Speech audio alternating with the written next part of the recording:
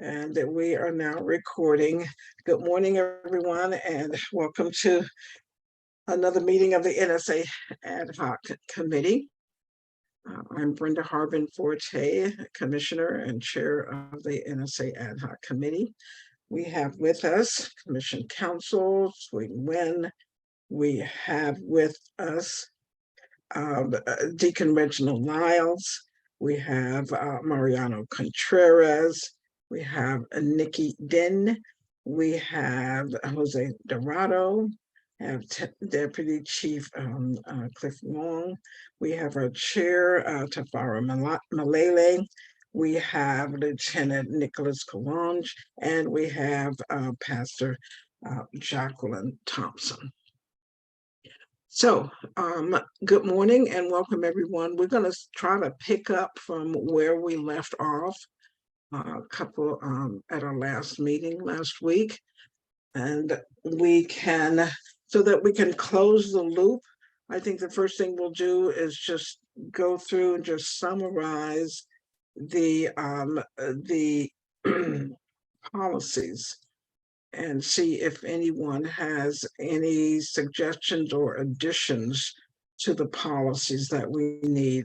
I sent an email a couple of days ago indicating that these policies have been through the independent monitoring team, and eventually they'll be edited, fine-tuned by the full police commission.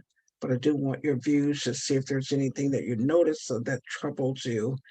And DC Wong, I'm going to just ask you if you would, to the extent anyone wants to discuss a particular policy, that you pull it up on your screen and share it with everyone. But I want to ask if anyone has thoughts, comments, questions, concerns about the proposed policies. And as I also indicated in the email I sent a couple of days ago, we'd like to spend our time talking about how we change the culture at OPD and what kinds of things we can do, and make some recommendations on that in that regard. So I'll hear from anyone. Anybody want to discuss or have comments on any particular policy?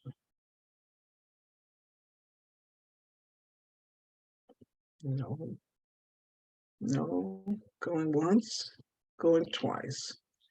Okay, then what I'd like for us to do is, with respect to the specific policies and what recommendation from the Clarence Dyer report they correspond to. I wonder if I sent everybody a sort of a crude worksheet for us to just make a note the policies that are responsive to the 8 recommendations made in the Clarence Dyer report. If you have that, you can refer to it. Otherwise, we can we'll just go through.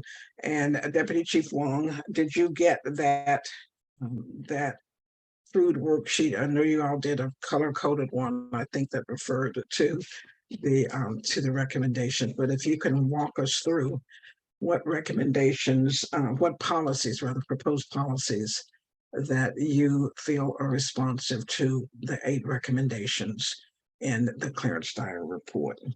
And that first recommendation talked about recusal standards, making sure all personnel involved in an investigation conform to the recusal standards. Is there okay, go ahead. One sec, I'm pulling up the your spreadsheet on the other screen here. You could screen share.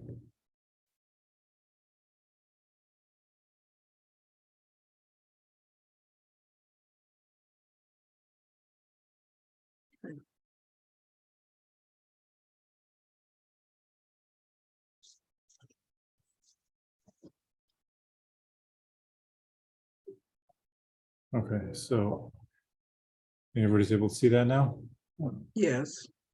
Okay, so the first recommendation, as you said, is about recusals, and that is covered in several policies, namely our VT01, the training bulletin that covers investigative steps, and also the IAD policy and procedures, and the CID policy and procedures.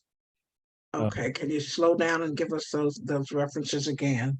Sure, sorry about that. The first one is training bulletin VT01. Okay, And then it's followed by our IAD policy and procedures manual, 2301.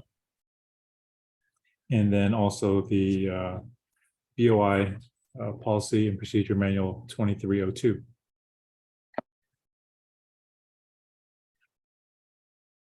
okay. And as we go through this, are these all new or revised policies? VT01 is a revision. Okay, So is the IAD PMP that was originally numbered, I believe it was 2101. okay, And then the Bureau of Investigations 2302 is new. okay, It says revision on the list, but it was actually from 2015. So essentially it's a pretty big change. okay. All right. Um, Okay, we can move on. Any questions on anything? And I'm going to ask you, or we can do this sort of informally so we can move quickly through it. If you have something to say, just go ahead and chime in or question. I can't always see the hands that are raised. Okay, go ahead, DC Wall. Okay, and the next one down, it says adopt policy that requires approval and documentation of all changes to draft reports of IAD investigations. And that is going to be included in the VT01 and the IAD PMP. So the same two documents. Okay. Okay, Okay, and the policy that it requires briefings on all IAD investigations to be documented will also be in the IAD PMP. It's an internal policy that okay, just adds the requirement to document. okay, Number 4 is requiring chief to read reports of IAD investigations before signing them. Currently, as a stopgap, the chief is reading them. But we've also added language for the deputy chiefs to review certain cases that the chief would not normally see. Namely, things that are not sustained, because normally only sustained cases go before the chief. And that'll be covered in VT01 and, yeah, sorry, just VT01, the training bulletin. okay. Okay. And with respect to right now, so the chief is going to be reading under the proposed changes, the chief will be reading all, continue to read all sustained findings. Right. And then the deputy chief will be reading Any not sustained cases that involve any potential termination. okay, all right, It's in the discipline range, then the deputy chief of each bureau will be reading those before they go through the normal review process. okay, okay, all right, great. All right, and by the way, I'm likely to have you kind of fill in this this summary for us worksheet and circulate it to everybody. Okay. Because I know that I'm not getting everything, and I suspect that some others aren't either. Okay, so number 5 then. Okay. Policy acceptable personal relationships. That's in D22, General Order D22. That was the first one that we talked about last time, if everybody remembers. Right. Mirroring the AI 72. And number 6, review implementation and training regarding policies governing OPD use of personal cell phones, and that's a DGO I-19. That is not part of this review packet because that was actually completed, I should say, after all these incidents occurred, but before they actually released the report on it. So basically, the recommendation came out after the policy was already done. Okay. So it was already already covered in a policy, as you said, before the Clarence Dow report came out. Okay. Right. Basically, the policy between the incident and the report and the Okay. investigation. Number 7, revised rule regarding physical fitness for duty to explicitly include mental health. That is going to be covered in an information bulletin, which is just a reminder to the department, basically based on existing policies.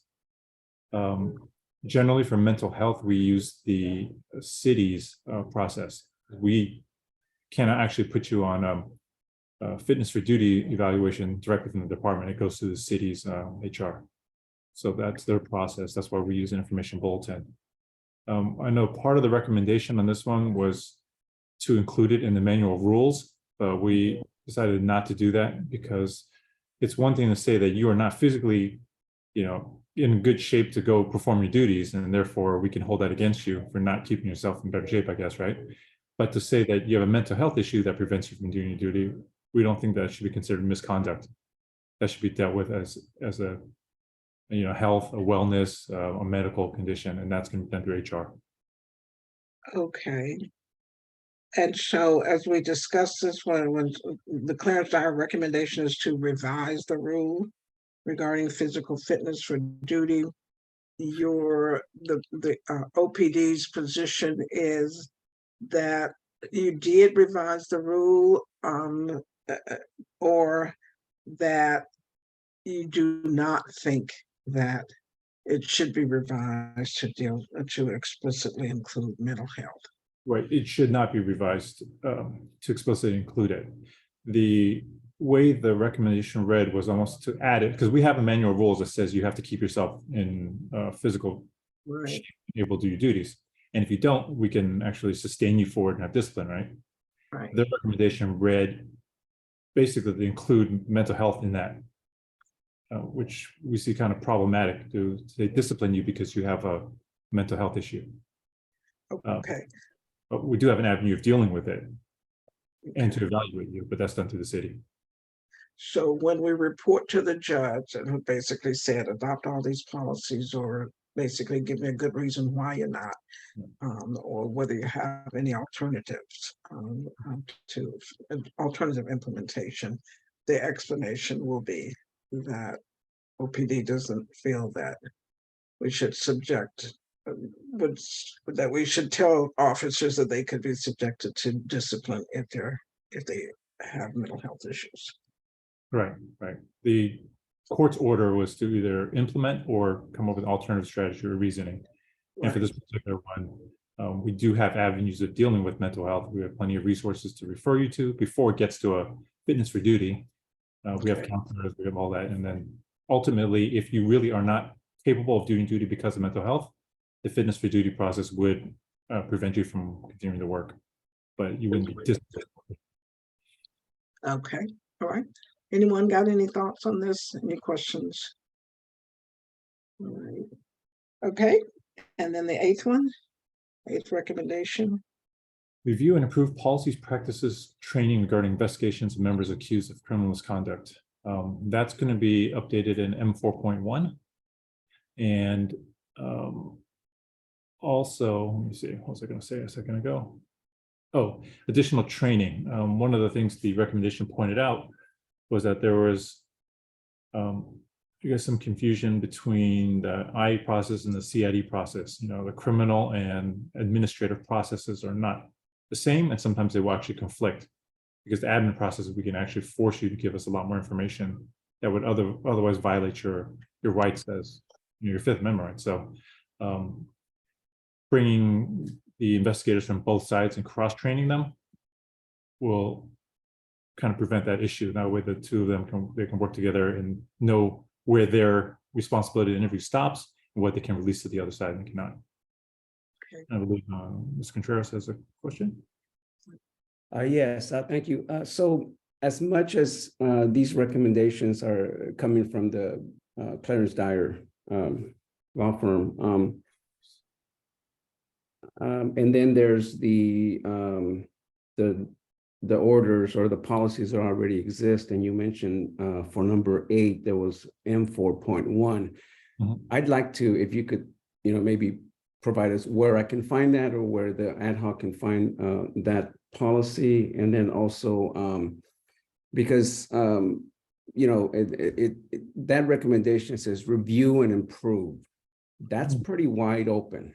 If that's the way I read it, pretty wide open, which means that there's the criminal investigation of the act itself, that of the misconduct, and then there's the possibility of the act of cover-up, not reporting, and untruthfulness.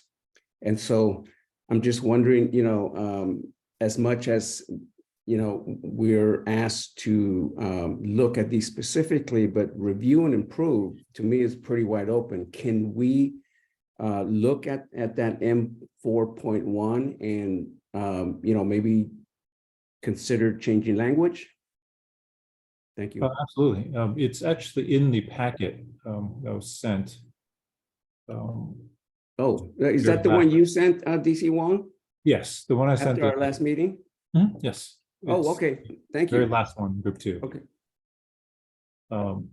And also, I mean, it's not just M4.1. Realistically, it's all these things we're talking about here. Because if you're talking about members, like you brought up, it's not just about the investigation of one particular incident, right? It's about the whole idea of if the investigation itself has an issue, like truthfulness or any other.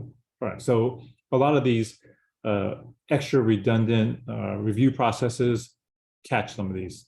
The extra documentation should be able to give us a tracking history of what was changed and what was removed and what was updated. And so all these policies contribute to this last item. I just mentioned M4.1 because that policy is actually termed criminal investigation of department members. That's the primary guiding policy. But everything else we do to shore up the whole investigative process or IA process will contribute to this one, in addition to the training I mentioned. Correct. Because as we all know, that the reason Clarence Dyer got involved and everything was because of that last incident case, and then a whole lot of things came out of that. So I'm just wondering, how can we not only deal with the actual act, the investigation itself, but then what ensues from there. So thank you. Okay, thank you. And those were the 8 for the in response to the Clarence Dyer report. And in addition, I believe OPD initiated some additional policy changes. Is that correct, DC Wong? Oh, we're always updating policies, but then a lot of these policies that are listed in the packet come along with a lot of updates and forms, and I didn't necessarily include all those here. For example, the recusal, that required a little bit of update on the forms that we already had. And we created a new form that goes for the review chain. So we've always had a recusal form for investigators. You would have to sign it before you start. Now we added a similar one that just covers the whole review chain when they go through it. And then we now also require one for criminal investigations. Okay. Right? So as Mr. Contreras was talking about, sometimes you could potentially have some kind of favoritism on either side, right? So IA investigator and the criminal investigator both have to recuse. Okay. And then there's also when we do the Friday meetings, there's a confidentiality form that we normally sign that also requires recusal, because as some of you might know, during our IAD presentations to the chief, they're anonymized. So basically the investigator comes in, they present it as Officer 1, Officer 2. And sometimes you don't know you should be recused from that incident until you may hear that the circumstances are very familiar to you, and you may have been the commander on that scene, or you may have reviewed this case. And the new sign-in sheet just requires you to recuse yourself as soon as you realize that's what's going on. Yeah, we try to be pretty proactive about it and recuse people ahead of time, but sometimes there's a lot of cases going through there. Right. One thing we're also doing at those Wednesday meetings is another form that is an executive summary of the important or pertinent facts of the case. And also it highlights the issues that were brought up in these recommendations about if there was a change in the manual rules, if there was an addition or removal of a subject officer, If something did not come to a finding and instead was, supervisory note filed, all those are listed on the sheet so that the people in the room can remember to bring it up. Basically, it's almost like a checklist in a sense that these are important factors that the clearance diary report brought up that were missed in that actual chiefs meeting. And this summary sheet is filled out ahead of time. So it basically prompts more discussion, and that way you don't miss these small things that you may otherwise not remember to ask about. Yeah. And then, of course, we always have a regular report of investigation, we call it ROI, a template. And that's usually what the investigators will start the report on. So what we've done is we've updated it, of course, and included certain sections in the other relevant to remind you that if, let's say, you remove an officer, that they have to be placed in there. If you took a manual rules violation off the case, aside from it being approved and documented in email, it will now also stay in the report itself, so that when the chief reads it or anybody else reads it, they know that happened and why. So those are just some of the other changes that we made that don't necessarily fall under a particular policy. It goes to support all these policy changes. Okay. Sorry. I'm sorry, DC Wong, I can't find that M4.1 in that packet you sent. I just looked at your email and changed my share over here real quick. The one I sent you, I think it was the whole packet, right? The new and revised policies to address deficiencies. Is that the right one? I've just only received one email that you sent right after our last meeting. Okay, let me see. Sorry to take time, Judge Brenda, but No. I wanted us to kind of go through so we can kind of get the policies out of the way and spend the rest of the time on the cultural changes. So this was a good wrap up. Okay. So this is the same one that I sent, right? I think. Okay, I see that. Right here, the bottom one. Yes. Click on that, I'll take you right there. Perfect. Thank you. Welcome. Okay. All right. Any other questions? This is good. That's a good overview for us so that we know as an ad hoc committee how responsive we've been to the CDC report, the judge's orders, and so that we can have it. And so I think that what we'll do is essentially we don't have to talk now, but in terms of how things will get presented to the commission, I think it's a kind of worksheet like this. It may not have to be this crude, but a kind of a worksheet that says, here's the recommendation from the clearance diary report.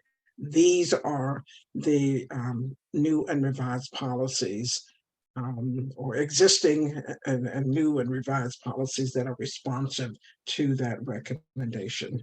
So we will, but we can work on the presentation later on. Okay. Any other questions, comments, or thoughts on the policies? If not, DC Wong and Lieutenant Belongs, thank you so very much for all of the work. Now we'll need everybody's attention turned to how we change the policy in OPD. Nikki, I am so sorry that you're going to have to cut out of here soon, but thank you for your template for our discussions on these things. Is there anything that you, as we turn to how we change culture, anything from you, Nikki, that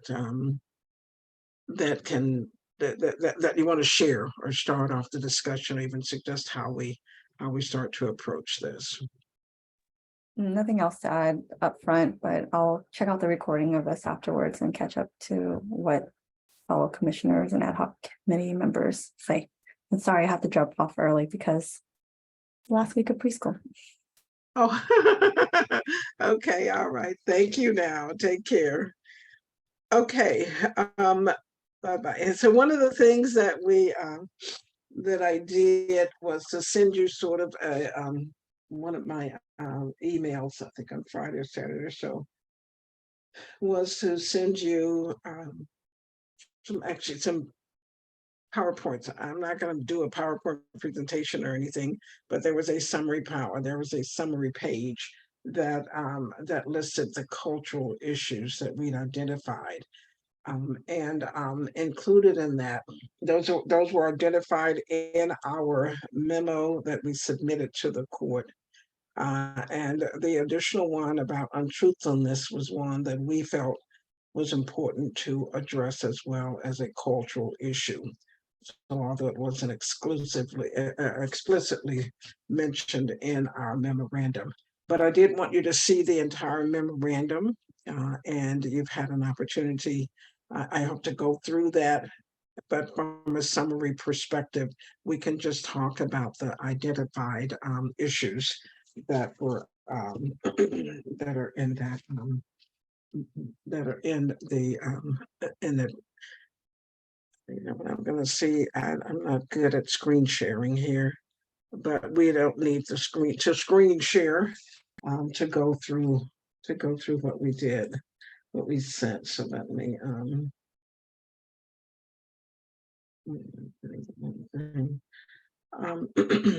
but why don't we go through one of the first, why don't we just start with one of the first cultural issues?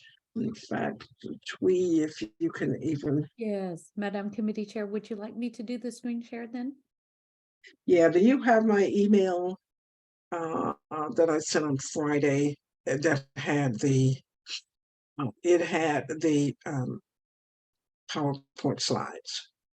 And that last PowerPoint slide summarized the cultural issues that we identified. Oh, my apologies. Okay, let me try to find it. So either Friday, it might even have been Saturday that I sent it. I'm looking at my sent items.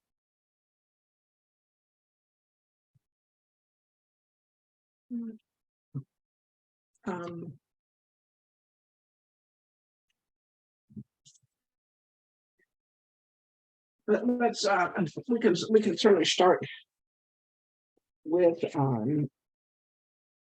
the first one, and that was in terms of the cultural issues. There were systemic issues that we identified, and then there were the cultural issues that we identified. And the cultural issues, the first one was the chain of command instilling a fear of insubordination, and how subordinate officers are or appear to be afraid to speak up, and how do we deal with that cultural issue in the how do we change the culture? What do we do? One of the things we talked about in terms of the proposed solution was that the commission review relevant aspects of OPD's management and training leadership styles to try to rethink any aspects of the chain of command culture that could be that could compromise investigation integrity. We also refer to recommendations from the city's Reimagining Public Safety Task Force about anonymous reporting, sort of whistleblower type, setting up a sort of whistleblower type reporting structure. So let's talk in terms of that first issue. What can we do? What can we recommend? What kinds of things can be implemented in order to review that, in order to change that culture? And I think that now this is just sort of an open floor discussion.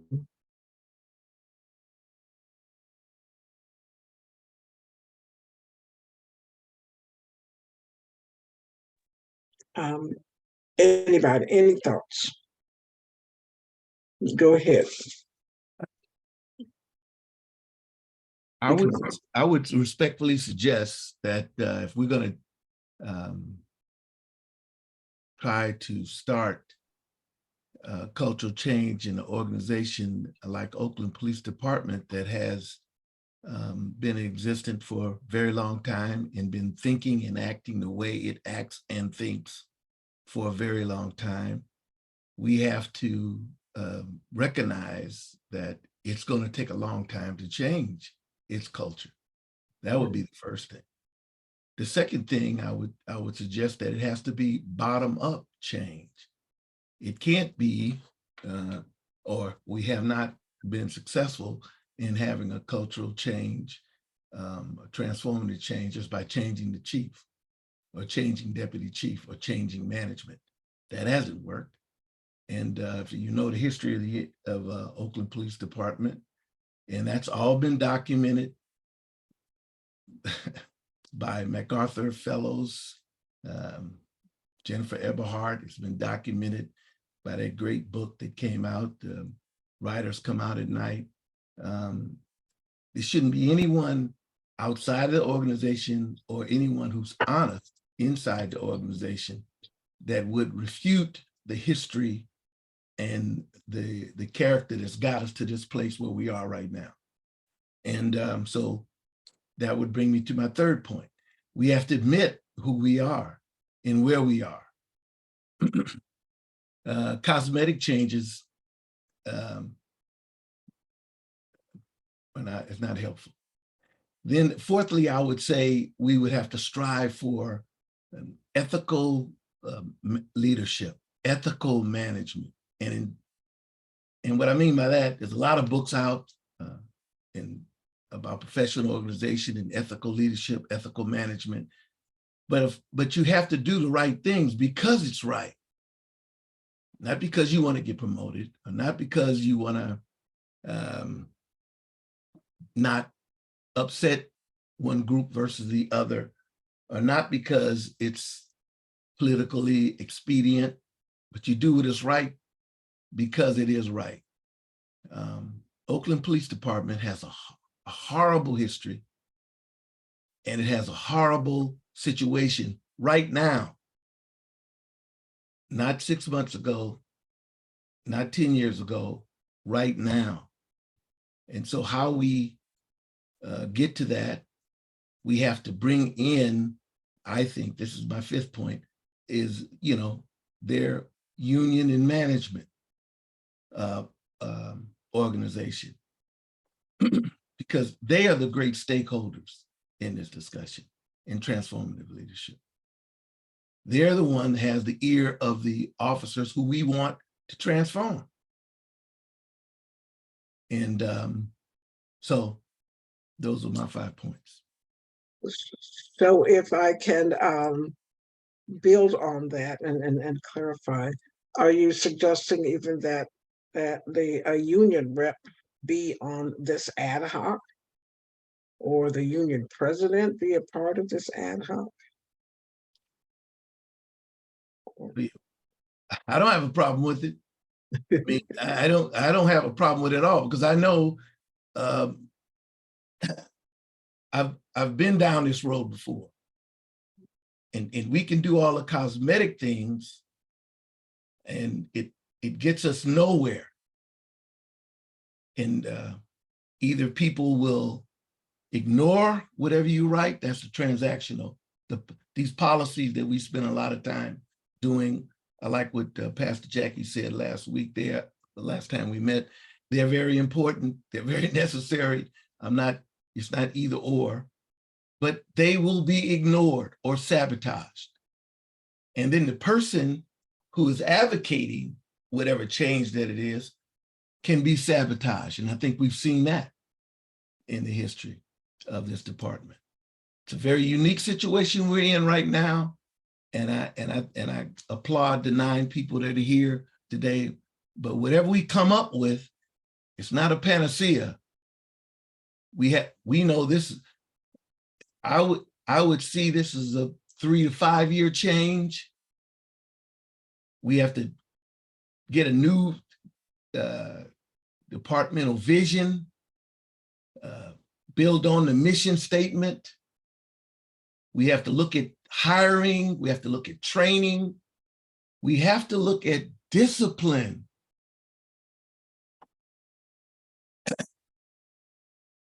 We cannot keep thinking that we write the policies and we don't discipline anybody. people who violate the law ought to be fired. Everybody's not a police officer. And if they can't follow the rules, if they fudge a little, they'll fudge a lot. I'm a OG, I'm from the old school that if you lied on a report, you're gone. It's not a little lie. It's no lies. But nowadays, we have police officers who will do just that. And they get caught all the time. And the public knows it.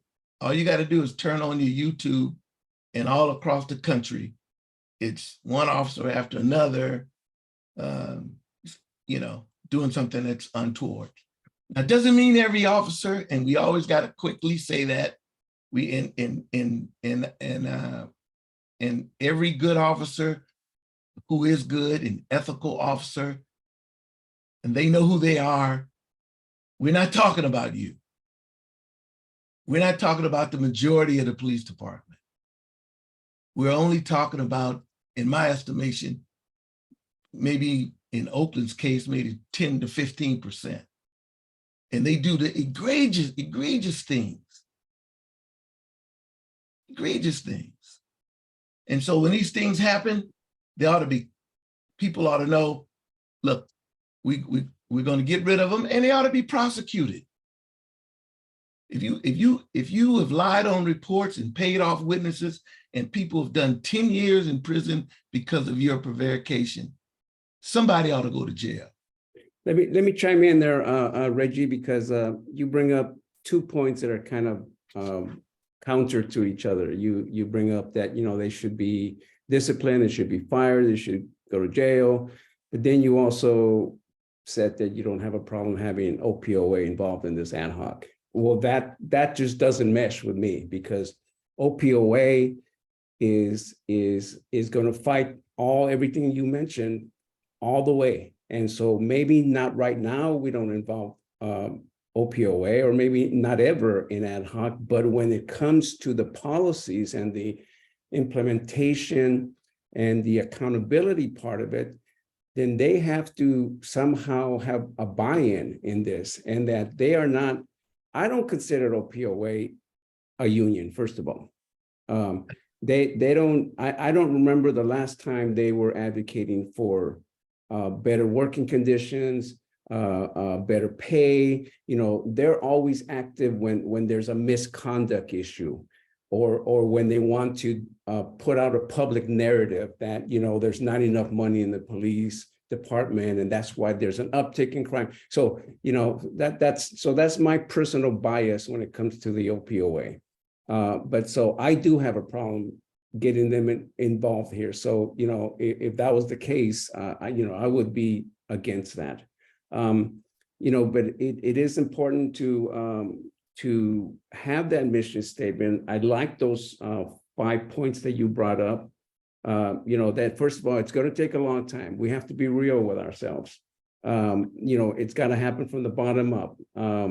Admit who we are and where we are. That's so important, because cosmetic changes are not going to help right now.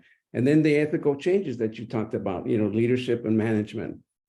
And then because I think that what we don't have room for right now is if we start talking about, well, you know what, the OPD is in a better place than they were 5 years ago or 10 years ago. No, sorry, there's no room for that in our thought in this ad hoc, because, if you start comparing, we're a little bit better, then we already lost, So I like that. And I believe that, with whatever recommendations this ad hoc comes up, and then it goes to the 3 commissioners, that there be a consensus on this narrative, on this mission statement, that and what you started, Reggie, I think is really good. And you are an OG because you are an original genius. Thank you.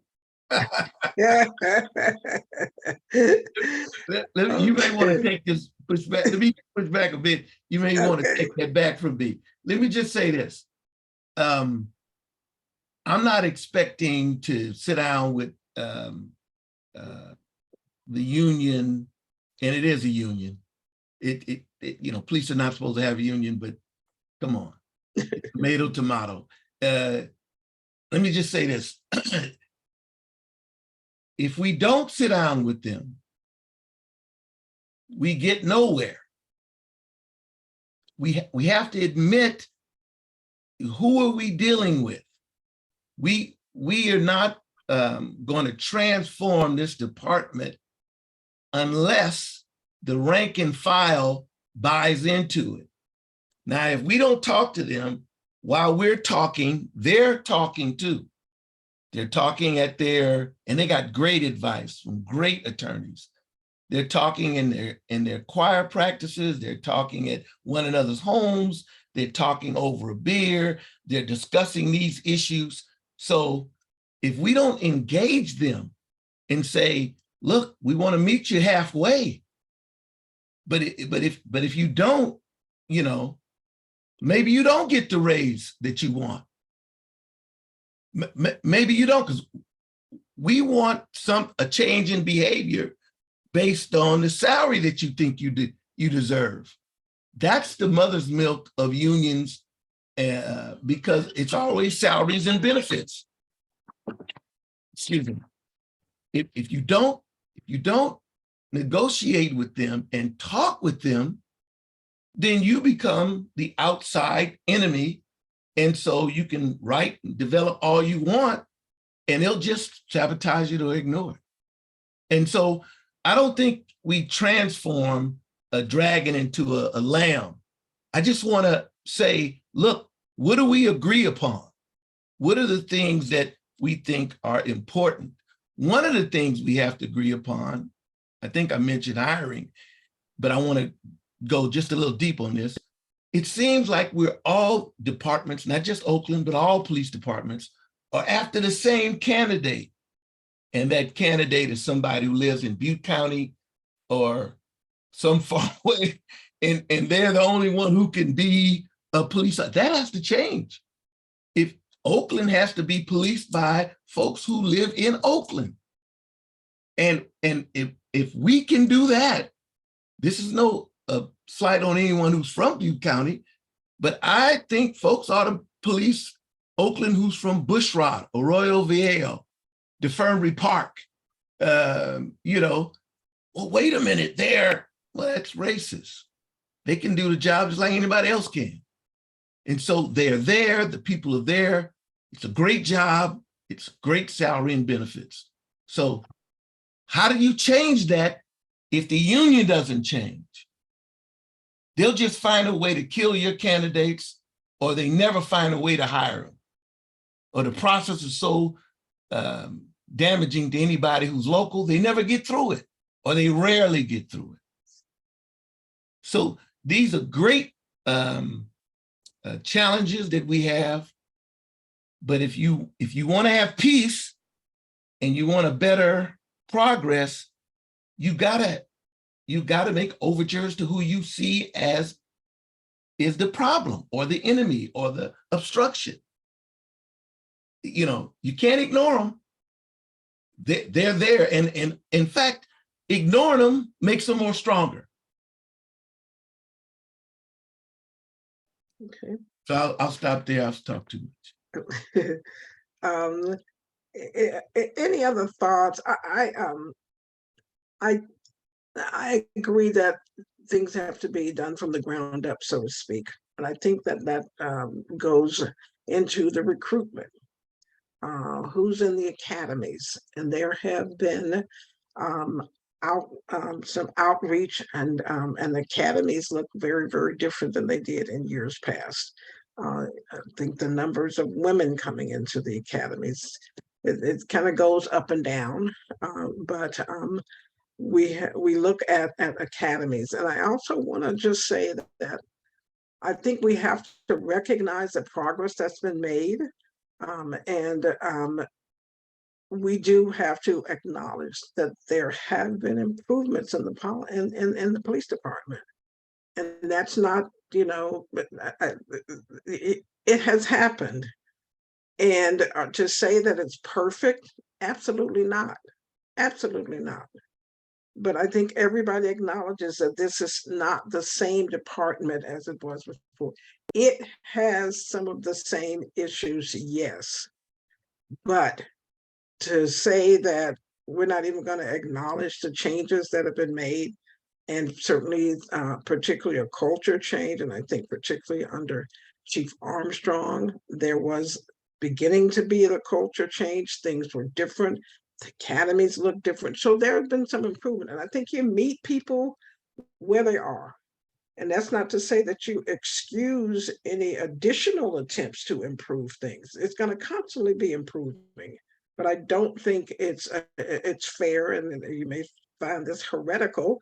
I don't think it's fair to say that you should not acknowledge the growth and the improvements that have occurred. And there are a number of things that are going to make it better.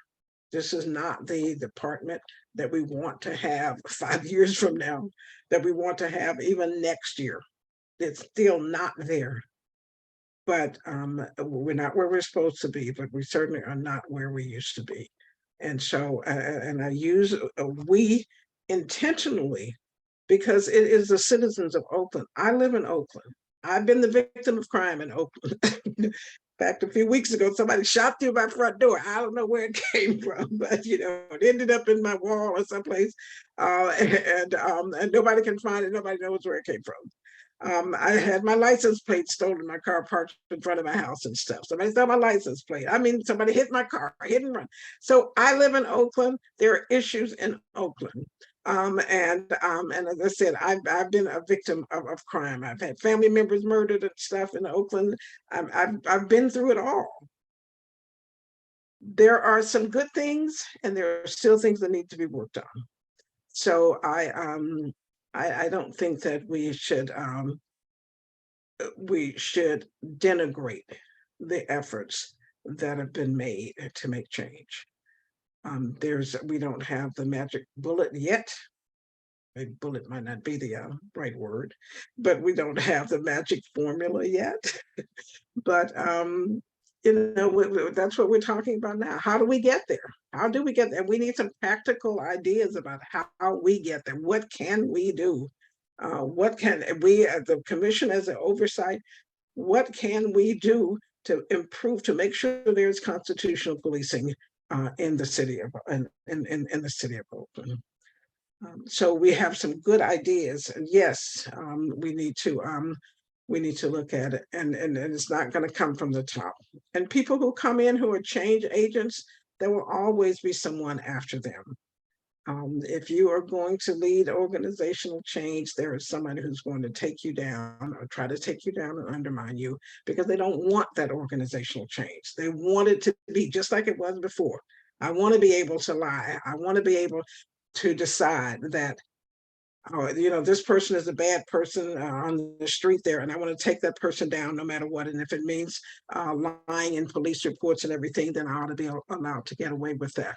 I agree there ought to be a zero tolerance policy about lying on police reports. And there are going to have to be some consequences, immediate consequences and public consequences for that kind of thing.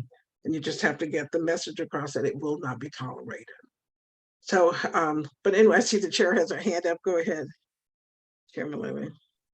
I think the moment's passed. It's okay. Thank you.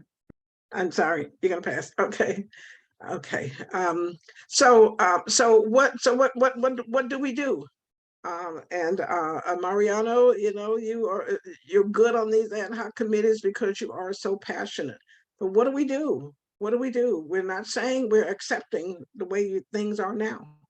But the question is not to identify the problem, but what solutions? What do we do? How do we get there so that 2, 3, 4, 5 years from now, we're not sitting around talking about the same kinds of issues?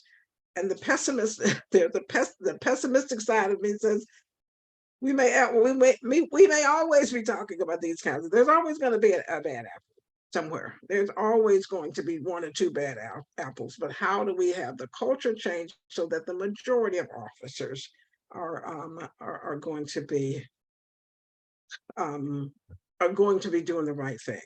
Right. And Well, in terms of bringing in the union, the association, it makes their members look bad. And they ought to be concerned about their own, the perception of their members out in the streets. It puts their lives in danger, quite frankly, because if people know that you're just going to lie on them, I've had family members where there were years and years ago where there were just outright lies told about what happened, and there were never any consequences. So we have a lot of work to do. But Marianne. yeah, going off of last week's discussion and comments, and particularly Chairman Lele's comments about how, there was maybe 30 policies that have been reviewed and put in place by the commission, but they were not, they were all NSA driven. They were all, and that's not what she wanted to do. And I totally agree. That's not what we want to do. We want to make some transformative, cultural changes in this department. And so going on that, why don't we, this is Clarence Dyer driven, they've asked us to do this. That's fine. Let's do that work. Let's check the boxes, but then let's expand a little bit more. Let's take this opportunity to say, you know what, we want to do more. The fact that there's investigations, those NBA finals just happened, right? And coaches always throw in the challenge flag or whatever, and you review what they're challenging. So they're challenging that this guy got fouled, right? Whether he got fouled or not, but the fact that he might have stepped out of, the guy with the ball might have stepped out of bounds beforehand. It's clearly shown in the review, but they can't do that because what's being challenged is whether he got fouled or not. This is true with a lot of operations and instances in the police department where there's investigations, and then there's metrics for reviewing that misconduct, and so. Again, and I'm sorry if I keep harping on this, but the fact that hundreds of complaints are not sustained, and I do not believe that the majority of those complaints they're being made up. They're not imagining this, but they just so let's look into that. Let's say we will do 5 and 45 as best we can. We'll dig into it, because that's what we've been asked to do as an ad hoc. But let's go a little further. Let's dig deeper into some of the other tasks, that will definitely make some cultural changes here. If we can send a message to the majority of the police officers in Oakland that they cannot stop someone simply because they suspect something, or even if they stop someone because they have a broken tail light, but then they go further with that they cannot do that, so let's start with that statement that, we will take your orders and we will comply with that as best we can. And let's do it. I'm not saying not to do a good job. Let's do a good job with 5 and 45, but then let's take this opportunity to expand on that. We have that authority right now, and I understand that, there's an ad hoc that deals with racial profiling, and there's another group that deals with this. But right now, we have the year of the monitor and of the judge, and so I'm just putting that forth. Thank you. Thank you. Thank you, Mariano. And I think that is what we plan to do. The short term, it's kind of like we got to get, we would just love if the September date were the last court date. We'd like to get out from under the federal monitor, but the police commission has to deal with things other than the NSA task as well. And you are absolutely right. We need to expand that. How do we, the cultural changes and everything are beyond the NSA. And it is something that the police commission was designed to do, was founded to do, to ensure constitutional policing in Oakland.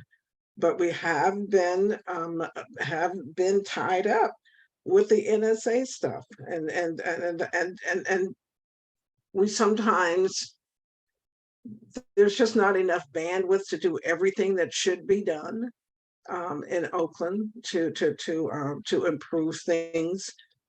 We might even be recommending, maybe there's a recommendation that we expand the number of police commissioners. I sometimes one of the 7 active police commissioners, 9 now, although we can use all 9 of them on ad hocs, but with all the stuff that we have to do, 9 bodies is just not enough to do the ad hocs and get all the work done.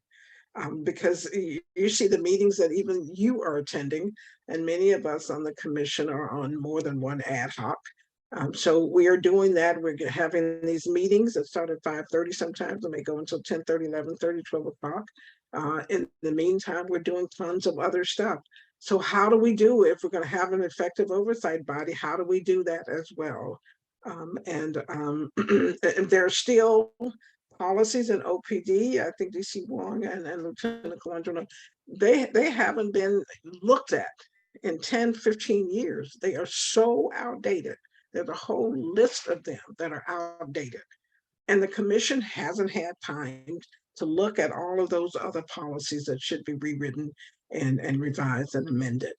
You know, as the chair said, we're dealing with the NSA ad hoc stuff, but you know, this is not what a lot of us signed up to do. We wanted to just spend time on some of the bigger issues, like racial profiling, like even the OBOA complaints and stuff, about discipline and promotions.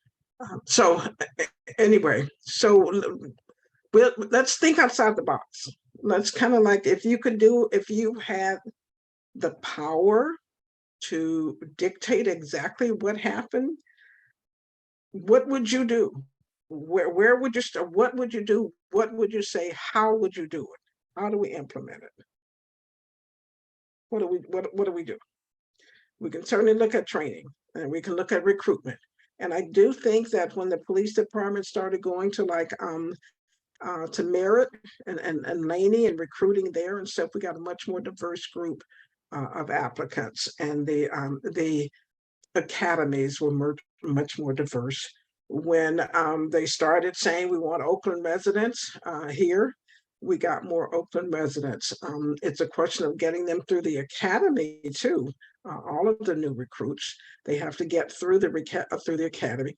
Maybe we look at the academy curriculum, or there's some things that should be changed there, where we can make sure, obviously, that we get qualified officers on the force. But some of those, some things, as I know from law schools and other things, some of them are just so culturally biased that you're not going to get the right people. That is, that people who would be good for the job may be weeded out just because of that structural and systematic or systemic way that you evaluate people. So what do we do? And I can say for any of the cultural changes, the fear of insubordination, we can talk about, you know, what can we do? What do we do when people say, I was afraid to speak up? Sometimes you do need to question the credibility of that allegation. What made you afraid? Where was it? But you also need to look at, is this paramilitary structure of the police department a cause of the fear of insubordination? Can we change that aspect of it? Distributed leadership and accountability, one of the other cultural issues. Everybody on the one of the things that we had in mind when we talked about this distributed leadership and accountability is that everybody in the chain of command not only should make sure or feel responsible for the final product And when that report came out, that watered down and doctored report came out about the car accident, distributed leadership and accountability would have said that everybody who knew something about it and who knew something was missing would be obligated to speak up. And it ties in with insubordination, but it's kind of, you have a responsibility to speak up and to say something. And the accountability also means that if you didn't speak up, if you didn't say something and you didn't bring up information that you knew, that you suffer consequences as well. So there's the buy-in, and there's to a certain extent the fear factor. Like, okay, it may be wrong. Just as out on the streets when we are like, you see an officer beating up somebody, you got an obligation to step in and stop them from beating up somebody and violating their constitutional What are rights. the consequences? Can you be specific? Of what? If they didn't speak up, if they, if they were, That they are subject to discipline as well. yeah, but what kind of discipline? That's addressing that's cultural change, and that's what. Yeah, maybe it's termination, depending on the Okay. severity of it. So Okay. maybe, and again, that goes to changing the discipline matrix. Discipline But matrix. if you see something, you say something. Okay. Can we And so, and that's kind of like we're all accountable for getting out good, accurate, true reporting. And yes, you do have to squeal on other people. Can we review that discipline matrix and talk about that? We can put that on our list of things because it can be something that we talk about. And I think we did mention it in our memo, that is something that we talk about. The discipline matrix is way outdated. And again, I think that when you brought it up before, when we talked about under the discipline matrix, if you violate the body-worn camera policy, I think the most you can get is like a 30-day suspension or something. So it needs to be more than that. And maybe it needs to be up to termination. And maybe there's a minimum time off for violating that body-worn camera policy. It's just too easy to abuse and say, oh, I forgot to turn it on or whatever. No, you better make sure you got it on and be taking every step that you can to make sure that body-worn camera is on and that you're complying with policy. Otherwise, there are serious consequences, and it's not just maybe a couple of days suspension. I could lose my job over it, but right now they can't, even if this. And then as OPD says, well, there may be other rules that are violated that could lead to termination. So the violation of the body-worn camera policy coupled with something else could result in termination. But my view, the failure to comply with the body-worn camera policy ought to be a terminable offense in itself, irrespective of whatever else happens, or whatever else you might need to join it. I see Reggie kind of. We said that when we were developing the policy review, and we said that. I remember a response came back was, well, a person because they did it one time. That's where the thinking is. Yeah, the response thinking is. Yeah, the cultural thinking in the department is not to discipline anyone. Find ways not to make them adhere to accountability. Talk accountability, but don't do accountability. Now, we have to not only do accountability, but we got to promote. You don't promote anyone who's looking the other way. You promote people who are present when the situation goes down and they're truth tellers. Yeah. So I think that, but I want to go back to we're at a huge gap as far as I'm concerned after hearing what you had to say, Judge, and from where I am. Your position is that there's one or two bad apples and that we've made some improvement. And if we talk about the history of the department, we're saying nothing has been done well. That's unfair. No, I'm not saying that. a lot has been done well. But what is critically important and we can't get our hands around is that 15% who do horrible things, who cost the city money, et cetera. And so when we have a chief that comes in and does well for 18 months and then goes, or somebody comes in for 2 years, et cetera, we're looking at a short time span. But if you look over the breadth, go back 25 years. It's horrible. If we can't admit that, if the rank and file and the guys in uniform can't admit that, without feeling like I'm selling my team out, you can't improve until you realize we're not playing any, you use the basketball, we're not playing any defense. We played it. We had one good defensive game maybe last week, but over the season, we were horrible. You have to admit that. And Oakland has to admit it. And I don't, yeah. And okay. I will push back a little bit because I didn't say it's one or two apples. I did not say there's just one or two. No, I'm quoting you. I'm quoting you. No, you're not quoting me. No, you did say one or two apples. There will always be a few bad apples. Always. We do everything that we say that we can. Nobody's questioning that. Let me finish. You got to let me finish or I'll stop. You look, and you use the word denigrating. This is not denigration. This is historical. And we have to look at it historically if we're going to improve. I think we can improve. I think if those 5 things I told you about can happen, but you can't start, you have to start at the bottom. You got to start saying, how do we rebuild this department from scratch? And this is going to take us about 3 or 4 years to do that. And we want to make a dramatic change right here. We want to go to ethical, constitutional policing. Now, the question was up about, being intimidated about, you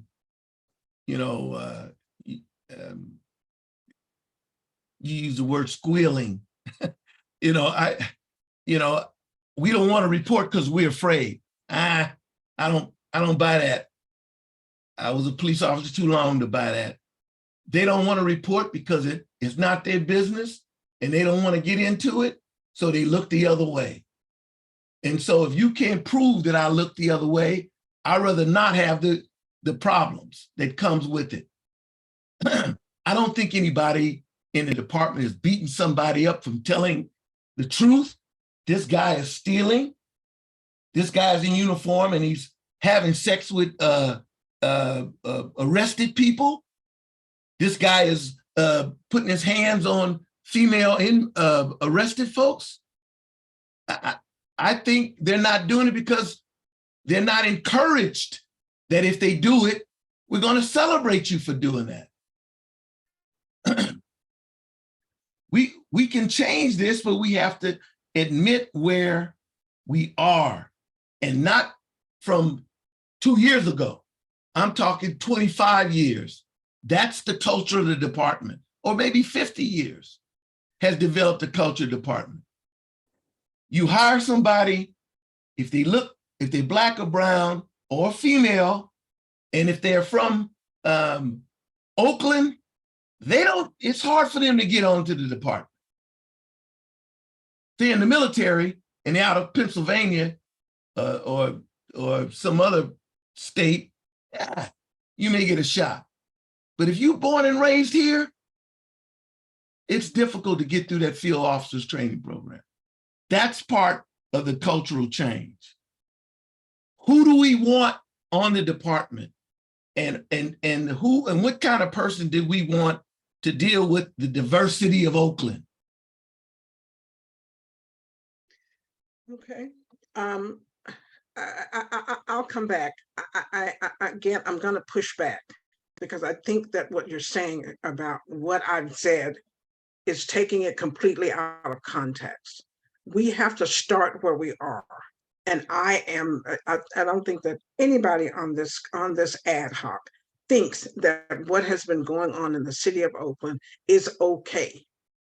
The question is, how do we move beyond it? We can sit around for the next 6 months and talk about how bad things used to be. Things were bad. They've gotten better on many levels. And they can get much, much better. And they have to get better. But we can't keep talking about what was in the past. We got to start looking toward the future.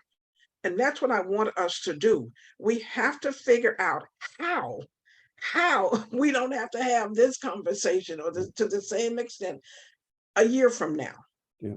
What can we do to improve? And I want to turn it over to Mariano, but I wanted to be real clear to anybody listening to this transcript, reading this transcript, that I am not saying that the Oakland Police Department is where it's okay to be. It's not okay. There has to be improvements, and we will improve it, but we gotta figure out a plan to improve, not replay what's going on in the past, except to try to learn from it. Go ahead, Mariano. And if anyone else wants to speak, I'll put my hand down. But so we have a couple of subject matter experts, Clifford, Deputy Chief Clifford Wong and Lieutenant Kalange. So I want to ask, without putting you on the spot or anything, have you ever felt intimidated? Have you ever saw, experience or witnessed something that you felt, you could report, but you felt intimidated from doing so? And, it could just be a yes or no.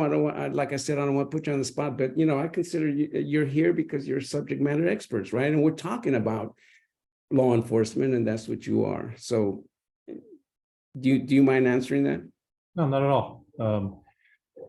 So going back to the culture change, no, we don't feel intimidated to report. In fact, you are actually encouraged. And going back to when I first started, 25 years ago, you wouldn't normally talk to anybody above the rank of lieutenant or captain.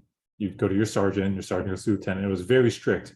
And so that was a little bit intimidating, but at least you always knew that you could always talk to your sergeant. So you couldn't talk to above a lieutenant, you said, right? You could, it just wasn't normal, you could say. These days, it's changed quite a bit. People will walk up to a deputy chief, to a captain, and just start talking and have conversations. It's much looser. It's more open door policy, I guess, if you want to say that. So I think in that sense, it has relaxed quite a bit. It's a newer generation. If you think about even kids back then, they're more respectful for the elders. Nowadays, they're calling their elders by the first names. And it's much more casual, right? So that we're seeing the same thing as this new generation comes in the police department. And as the command staff, we're adapting to it, right? The old way is if you would ask the watch commander, can I partner up with this other officer today? The question would be, what did your sergeant say? Right, and they send you back down to your sergeant. These days, it's less strict that way. So I think as far as the fear of insubordination or speaking up, that's gone away.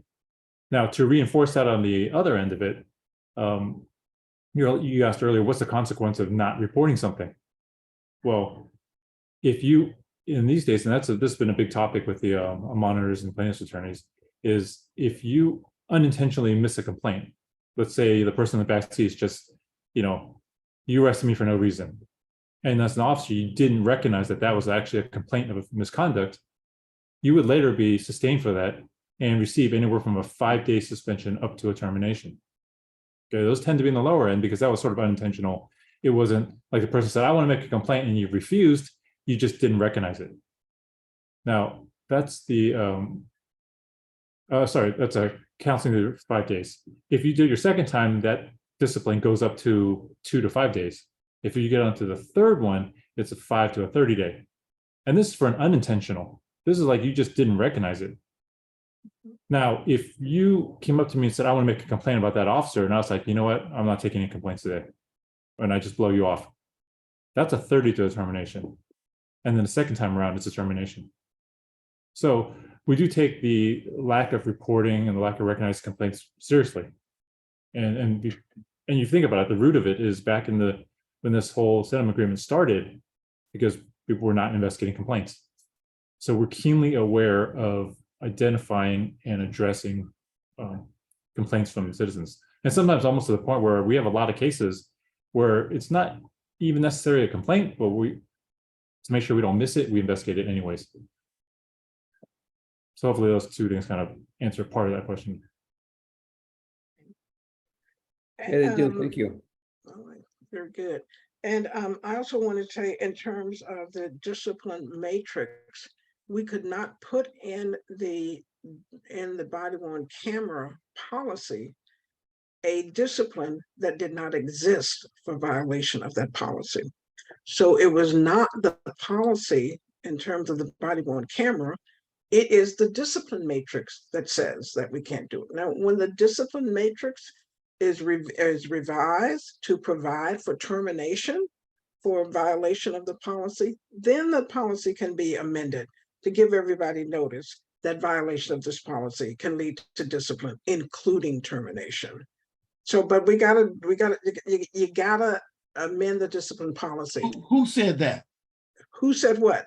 What you just said? Who passed that? It's who passed it. It's in the Yeah. discipline policy. It Okay. says what the violation is. I'm trying to get to a point. How did the city and the police department and the union agree to that? Before you can change one policy, you have to change the discipline matrix. Because you can't tell somebody that you can get terminated. If your discipline policy calls for 5 days suspension, you can't tell somebody that if you violate a policy that you can get terminated. That's Okay. not provided for. And so you start with the discipline. Where's the limitation? The limitation is in the discipline policy. It's not on the merits or anything of the policy itself or the violation of the policy. It is, what am I limited by? It's just like, let me ask you this. That's unique to Oakland. Let me make my point. It's like committing a crime. The legislature says you can get 5 years for that crime.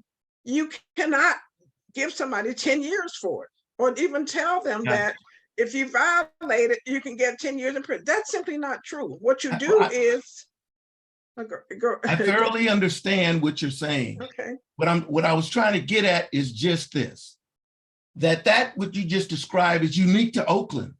Every department doesn't operate like that. In other words, if they find a policy that needs to be changed, they change the policy. Then they change the discipline matrix. They don't say we're unable to do what we think needs to be done to manage this department right now with this policy. Then we change the discipline matrix. It doesn't have to go, well, we have to do the discipline matrix, then we're open to any violation that's in our general orders. Listen, hear me out. Okay. Oakland is a unique autonomous department.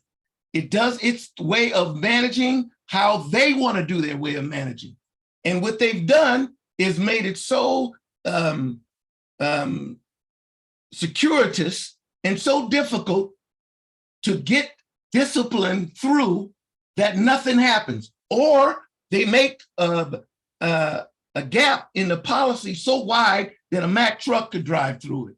So if you have somebody who has violated a procedure or whatever, there are ways that the person can get through it without being held accountable. So this bowl of spaghetti that we have to recognize it. We're not saying that everything is rotten and all we want to do is think about the history. What we're saying is we got to know from what needs to be changed. We got to know what needs to be improved. And we have to be able to say, we're not going to be held up by this bureaucratic legalese that prevents us from keeping people in line with the law. With the law. That supersedes Oakland's policies, discipline matrix, and all of that. So if you have a person that's working for Oakland and they violated the law in some way by turning off their body-worn camera, and by doing that, they did not cover the conversation between the sergeant and the officers on the street when someone gets shot. So they all turn it all off. We got a problem. We got a serious problem. And so when you say, I don't ever want that to happen again. So, well, we have to do the discipline matrix first. Then why wasn't it done first? Why wasn't that the very first thing we handled? Because the only way you're gonna make adults behave is through ethical and constitutional leadership and management. And they know there's some consequences. No consequences, I do whatever I want. I've policed and sergeant folk who don't care about what you say. What you gonna do to me? And they are in the police department. They're not they're not 50% of the station. I'd say 10% of them. But they're the ones that create the most havoc. They're the ones that get on national TV. And so we have to focus on that. Reggie, yeah, I think the reality is, and I think we have to be realistic. You go in and you try to terminate someone for violation, and that's the only thing you're saying. You violated the policy. We're going to move to terminate you. You know what Michael Raines and the other law firm is going to say. That's not allowed for. That's not permitted under your discipline policy. You are wrong. Then that's where we start. Wait, hear me out. Hear me out. You are wrong. And they're suing. They're doing everything they can, and they would be absolutely right, because you cannot terminate. The discipline policy is there to tell you what the consequences are if certain things happen. And so until the discipline matrix is changed for a violation of just the body-worn camera thing, right now it does not call for termination. And that's a reality that we have to live with. Now, should it call for termination? Absolutely. Well, that's why I brought it up. I probably shouldn't have done it that way. I'm saying we should start there. You got to start at the... Well, you're right. But we needed a body-worn camera policy, and we accurately stated in that body-worn camera policy what the maximum discipline would be, which was discipline, but it did not include termination. Okay, Mariano, I want to add a sixth item to my 5. Yes. Start with the discipline matrix immediately. Well, that's what we're doing, Reggie. This is part of what we're talking about now. There's my response. Start with the discipline matrix. We are talking about that, and it should have been amended because BWC isn't the only policy, the only discipline that needs to be enhanced. There are tons of violations in the discipline policy that should be upgraded and enhanced. So that's where we start. That's ground zero. So yes, and in fact, I'm going to have you take a look at the discipline policy and look at the range of policies and stuff, and they can give you we can let you know what those general orders and things do. Take a look at it and see. You are a perfect subject matter expert. Like they're only saying that you can get 3 days for X or something, or up to 5 days for X. It's kind of like, this is ridiculous. No, that discipline policy, the discipline needs to be much higher. So I would love it if you could take a look at the discipline policy and look and see, but that is certainly something that is on our list of things to do. It's not an NSA policy or anything. It is something that we definitely need. And that's why, again, I keep going back to, I would just love to be able to do things that are not on the NSA task, not part of NSA tasks. Let us do the things that we really need to do in Oakland, and we'll make the time to do it. So if you can do that, and at our next meeting, come in and talk about how we do that. DC Wong can get you, or Lieutenant Kalan can get you the discipline policy and a key to all of them, their DGO or whatever violation of whatever, the way it's set out in the discipline policy. You will need to know what those underlying policies and procedures and general orders are. And but I will tell you now, it is outdated. It is ridiculous. Many of it is just it's too easy, and it doesn't suggest that that it is not, it is a kind of policy on many levels. The discipline matrix on many levels suggests that, hey, I can do this. I'll take a 1-day suspension. I'll take a 3-day suspension, and that'll be okay. I'll just do it. I'm just going to willfully violate a policy, and it happens because there are always bad apples. Anyway, DC Wong. Well, I have my hand up first. Oh, yes, you Oh, did. I'm sorry. Go ahead. Go ahead. Chair, you can always speak. All right, go ahead. I just wanted you to know I have a hard stop at 12:30 because I wanted to get that out that I will have to drop out at that time. Okay, all right. Thank you so much. Anything to add before you go? Help me out. Help me out here. Okay, all right. She's saying you're on your own, Judge. Yeah, okay. I'll just say what I always tell a lot of people. All things can be true at the same time. That's very true. Thank you very much. That's it. Simple. And I hope everyone has a great day. Thank you so much. Okay. DC Wong and then Council Chair. Go ahead. I was just going to mention that to clarify how that whole process works, we have the policies and all the DGOs and training bulletins. We have a manual of rules that describe certain behaviors that must be adhered to. And if you violate one of those, then you refer to the matrix, which gives you a range of discipline. The reason why the matrix was set up the way it was way back in, I don't even know when the first version was, this one's from 2014, but it's to enhance the consistency of discipline, right? Because if you don't have that, it's really up to the whim of the chief and whoever's presenting to just pick a number in essence.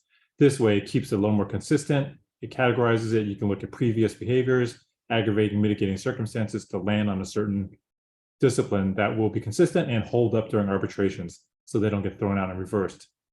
So that's the reason why a lot of it's there. And then addressing your point about the body-worn camera activations, primarily the activation issues we're seeing now are late activations, not so much like not turning them on. They get out of the car, they start talking to the person, realize, whoops, and they turn it on. It's not that they're just turning it off just to avoid things. Now, that said, there is always an out for the chief to go outside the matrix. So we find that a couple of individuals are engaging in misconduct and intentionally turning these things off so they don't capture the scene. And we can show that that occurred. The chief can go outside the matrix completely. So there's always that avenue. So hopefully that helps a little bit there. It does. Thank you. Tweet. In the interest of time, I'll try to keep it really quick so that we can pick this up at our next meeting.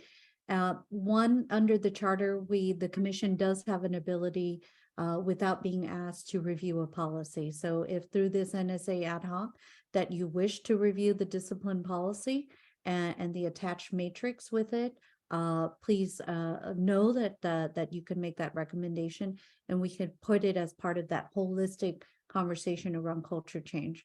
So it's not just looking at the wording and stuff like this, is looking at it from a culture change standpoint. The second is there may be an opportunity with the city to negotiate through this. So if you proceed in this manner, I as a commission counsel can start coordinating with the city around what that means, especially vis-a-vis the union component. Okay. Okay. So, Commissioner, can I ask you a question? So am I correct in thinking that if there's any change in the discipline matrix, it has to be accepted and agreed to by the union? DC Wong, you can answer that, please. Yes, I believe that one would go through the union as well. That's why they got to be at the table. That's why they got to be at the table. That if they're not at the table, we're doing a lot of work, and then they get out and they spin their political machine, which is statewide, and they spend and they got money. They spend their machine, and we'll get thwarted. We'll just get stifled. We got to say, look, this is the changes we want. and we demand them, then they're going to say, okay, we'll give you 5 of them, but it's going to cost you blah, blah, blah, or whatever. And that's how negotiation happens every salary contract. So it's unavoidable for them not being a part of this. I don't ever expect them to agree with me. They never have agreed with me. And I've never agreed with them. But I know they're vital if I'm going to get along with them. And they're going to get along with me. If I'm calling the shots, that, you know, we got to find the middle ground. And that's where we are. We'll do a lot of work. And they'll sit over here saying, well, let them do the work.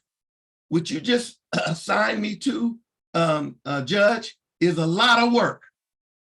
I would imagine that it Right. is. It is a lot of work. And you said, let me finish. You said next week, we'll look at this. We're going to have them fit with you. And then next week, you bring this back. That's 2 months worth of work. No. I'm just having you do a pass through and just look and see, not by next week.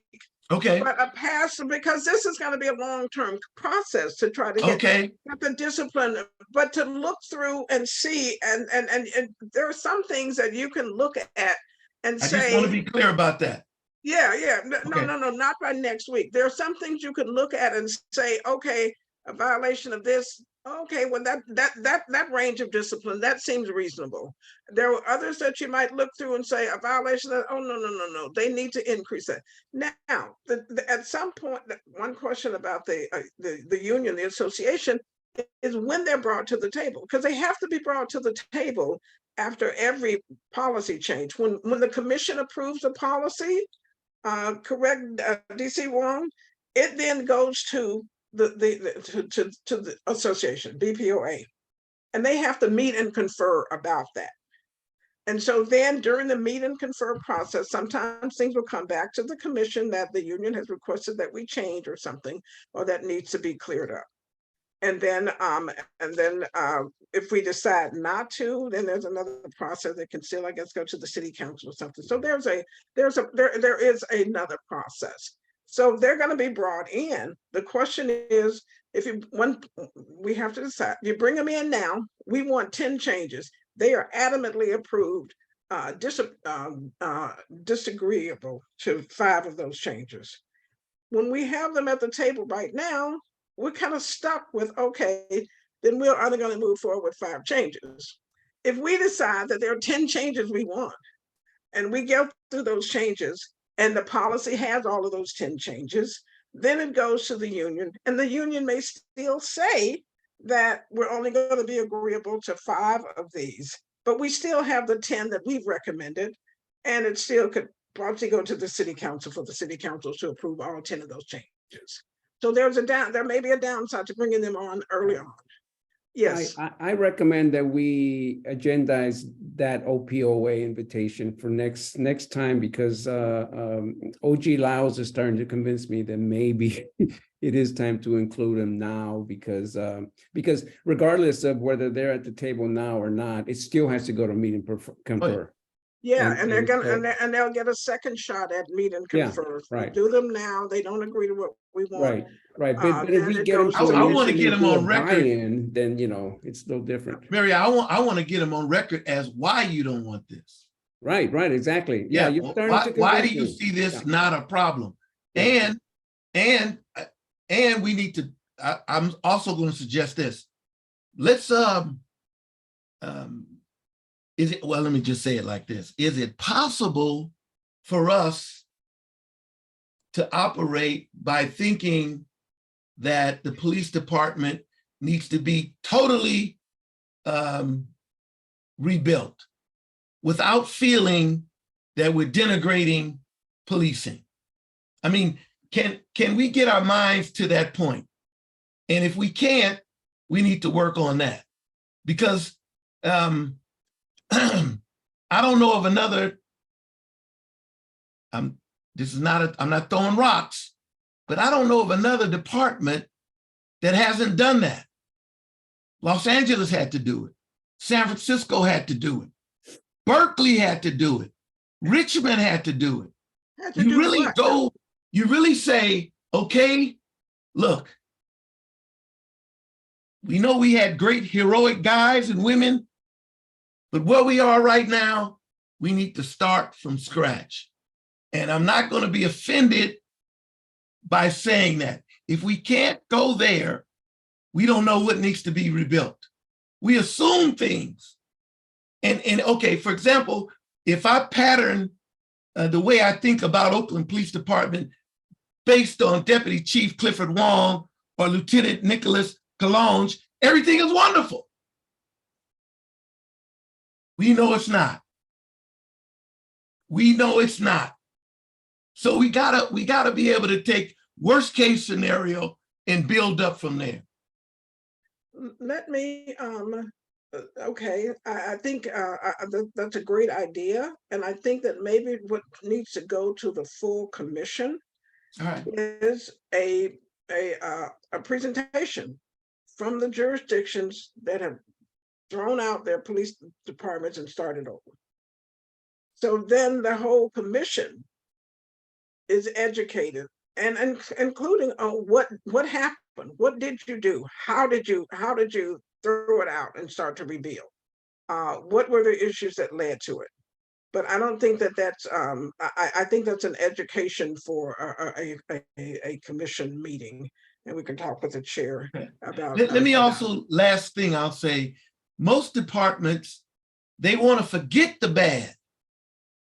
They don't want to build a monument to some rotten cop that shot somebody in wrong and got convicted and arrested, right, and doing time. So police departments have a short memory for the negative things that they do. They'll tell you about the heroic things, and that's wonderful also. And we need to have that. But if we're doing this kind of work, which we're talking about cultural change, we have to admit that if we're doing cultural change, we have to admit that the culture needs changing. Mm-hmm. Everybody said that. Brenda, I know you said, I'm not saying you don't. Everybody said that's a given. No, it's not a given. It is a given. Okay, that's where we separate each other, because you live in a world where you think everybody thinks that the police department in Oakland needs to be changed. You don't know that everybody thinks like that. Most people think like this. They don't bother me. They're wonderful. In my neighborhood, when I call, they come. Why are you picking? I got a cousin who's a police officer. My stepbrother is a police officer, and he's wonderful. So we got to say, like Malele said, all things can be true. We have to say, look, we agree that we need a cultural change. So consequently, can we agree to the fact, we know you guys are wonderful 75% of the time. We're just operating on the improvement over here 25%. We're physicians. We know you got a lung problem. We're not gonna operate on your knee. Your knee is fine. We're gonna deal with that organ. So that's what we need to focus on. And if we can't admit it, then we're not going to make any progress. Let me admit that everybody on the police commission knows that there has and agrees that there has to be a culture change at OPD. Every police commissioner. And since our job basically is to ensure constitutional policing, you are not going to get pushback from anybody on the commission who's going to have to lead this to do. Now, there may be people out in the community, there are people in the hills and others who say, I don't have a problem with it. They don't bother me. My kids don't get stopped and harassed and everything. And if something happens to one of my students and stuff, they're likely to be brought home. Whereas children in the hoods are going to be taken to juvenile hall or through their youth services division or whatever. So it's not a problem for me. But there's nobody on the police commission who thinks that there does not need to be a culture change at OPD. The question is, how do we accomplish that? And what do we do? So that's what I mean. And again, I just wanted to be clear that you're not getting disagreement. And I don't think anybody on this ad hoc, including the police officers, quite frankly, I don't want to speak for them, but I don't think that Wong and Colonge think that there doesn't have to be a culture change and at OPD. There does, you know, there's some things in that culture that absolutely positively need to change. But anyway, we're going to hear from Mariano, and then we need to set another Yes, another meeting. that's what I scheduled for an hour and a half. So yeah, when's our next meeting? But Yes, this is a great indeed, conversation. indeed. That's why I'm staying. Yes, indeed. So let's how do you want to You know, to Tuesdays at 11 o'clock seem to work for me. yeah, you know, one thing I need to check with is Jesse. Jesse works, so he may be in court or something. So the Wait a minute, 11 I work o'clock too. meetings may not work. Jose also works, and I work, and Tweed works, and the Yeah. But police. you have a more flexible schedule, is what I mean. Jesse, if Jesse has to be in court, he's not going to be able to spend an hour and a half in the middle of a trial to do that. Jose can do his taxes and stuff. He could work around that kind of schedule. And I'm assuming, and I'm retired, so I can do that. But anyway, so let us we should probably go back to an evening. And the last time when we met at 5 or 5:30, or was it 6? I think we met at 6. Should we look at 6? Pastor Jackie, and how soon should we meet? We can still continue this. We can meet next week and continue. Reggie will not have, we're not going to talk about the discipline matrix or what might be, but that's not going to happen next week. But we should just, we'll just kind of keep it on our list, and maybe in a couple of weeks you come back. Well, you can let us know when you want to take a look at it, because DC Wong and Lieutenant Falonge are going to have to get you some information. All right. Judge Brenda, are you still going to want to make a report to the police commission on the 22nd? We can always give a status report. Okay. Yeah, we can let them know what we're doing, and we will probably report out. Police department will report out on those policies, and we can also just report out that we didn't have any major concerns with them and everything. We know it's going to go to the to the police commission, and then it's going to go to meet and confer, right, right, Lieutenant Wong? The policy changes once the commission approves them, then they're going to go to the police, to the association for meet and confer. So we can report out on the 22nd. Today is the 13th. When do we want to? You want Tuesday evening, the 20th? At 6 o'clock or something? Anybody can't make that? Are Wednesdays available? They're not? Wednesdays are available. Wednesday the 21st is good for me at 6. I'm not so good on Tuesdays and Thursdays. Okay, all right. Commitment. So I'm available Wednesdays and Fridays, but I don't know. And then in the morning, but like you, I'm retired. Yes. So on Wednesday between 6 and 7, I'll be traveling back from my granddaughter's house to Oakland, from San Leandro to Oakland. So I'll be on the phone. Okay. Okay. All right. That will be good then. Yeah, if you can participate by phone. And again, for me, you will see that sometimes when I have something to say, I just go ahead and say it. Mariana, if you're on the phone and we're kind of talking around you, just please speak up. Although it's kind of hard even on Zoom and stuff, but I don't mind being interrupted if you need to make a point and stuff. No, I think you can still raise 9 and 6. I think raises a hand and lowers a hand, so Okay. I can still participate. But if you're driving, it may be hard for you to be pushing buttons. Don't say that too loud. The police officers are present. The police officers are going to say, yeah, you're not supposed to be using handheld devices. Jose. Yeah, I won't be able to make the 21st though. Oh, I'll be in another meeting. So what is that a But community? that's, you know, it should. That's not a community policing meeting, is it? No, it's actually another neighborhood council. Oh, okay, then it's kind of like I was like, yeah, because if it's community policing, I'm supposed to be at that same meeting. So does anybody want to meet on a Friday? That Friday, the 23rd at 6 o'clock? Ooh, no. Mariano said he has a party then. Well, let me do this. No, I don't want to have Kelly do anything. Okay, so we get, or we could move over to the 26th. 26th Monday, no, I can't do that. 27th, Tuesday we don't want, or 28th Wednesday. Okay, 28th Wednesday, NSA Ad Hoc. Okay, thank you all very, very, very much. All right, and we'll have the, Jose, I've been trying to call you, man. I need a number. Okay. Yeah, go ahead and give me a okay, buzz. I'm gonna stop I've been the trying, recording. Oh, well, let me take this down. It's 510 32